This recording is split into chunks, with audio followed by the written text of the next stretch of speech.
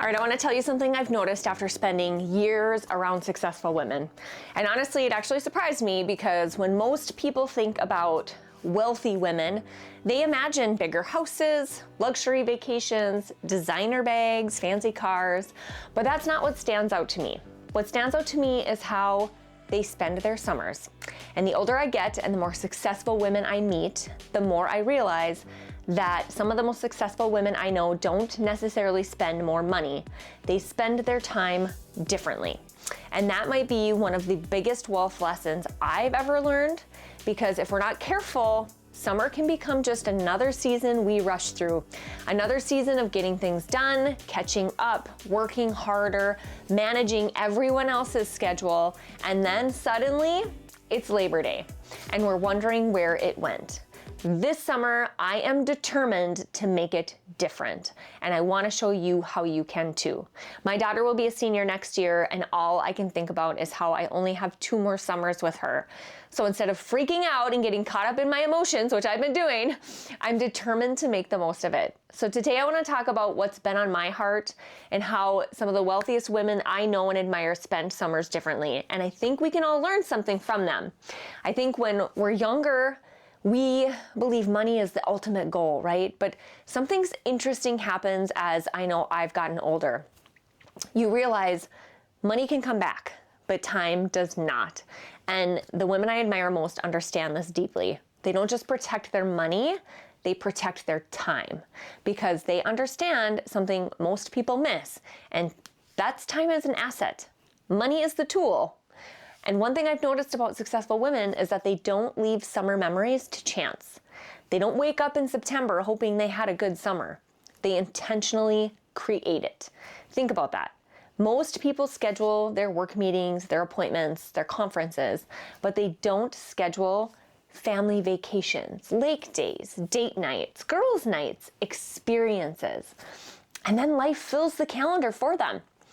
The women I admire decide ahead of time, what memories do I want to create this summer? And then they put those memories on the calendar first. So we need to understand that the seasons are short. And as a mom, this one hits me.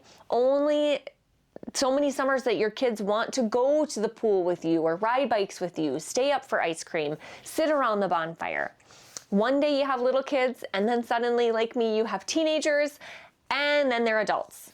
So I want to follow the women I admire seem to understand this, and they know that these seasons are temporary. And so because of that, they're present for them. They also value experiences over stuff. This doesn't mean that they don't buy nice things, right? It just means that they understand what creates lasting happiness. And usually it's not the thing, it's the memory attached to it. Ask someone about their favorite summer. They're rarely talking about what they bought. They're talking about where they went, who they were with, what they laughed about, how they felt. The successful women I know invest heavily in experiences because memories compound too. They also protect their energy. This might be the biggest one because it's interesting because I used to look at what I thought was successful women and they were going nonstop, right? So I operate like that for a long time because I thought that's what it took to reach that level of success.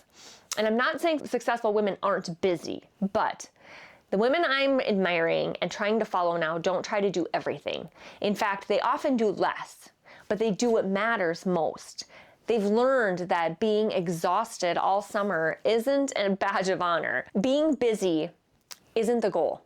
Being present is. And honestly, this has been something I've been working on too, because I can be a driver. I can fill every hour. I can convince myself that productivity equals success.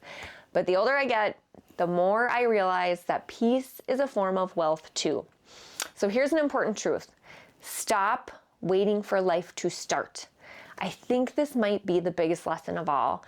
The wealthiest women I know don't live in someday. Someday we'll travel. Someday we'll relax. Someday we'll make memories. Someday we're going to enjoy life. No, they understand something powerful, that life is happening right now. This summer matters. This season matters. This moment matters. So what this has to do with wealth You might be listening and thinking, Jennifer, this sounds more like life advice than money advice. And honestly, that's exactly the point, because the goal of wealth isn't just accumulating money. The goal is creating a life that you enjoy. If we're too busy to enjoy it, what's the point, right? What's the point of success if we miss the moments that matter the most? So here's my challenge for you. Don't let the summer happen to you. Design it. Ask yourself, what are 3 memories I want to create before Labor Day? Not goals, not projects, not tasks, memories. And then put them on the calendar today. Not next week, not next month, today. Friends, if there's one thing I hope you take away from today's episode, it's this. The wealthiest women I know aren't necessarily the women with the biggest bank accounts. They're the women who understand what truly matters. They know how to protect their time, prioritize their people, create meaningful experiences, and fully live the life that they're building. And that's the kind of wealth I think all of us can pursue. And if this episode resonated with you, I have a favor to ask. Think of one woman in your life, a friend, a sister, a coworker, a fellow mom, someone who has been carrying a lot lately, someone who needs permission to slow down a little bit and enjoy her life, and send this episode to her. Because women rise when we remind each other what matters. We rise when we encourage each other.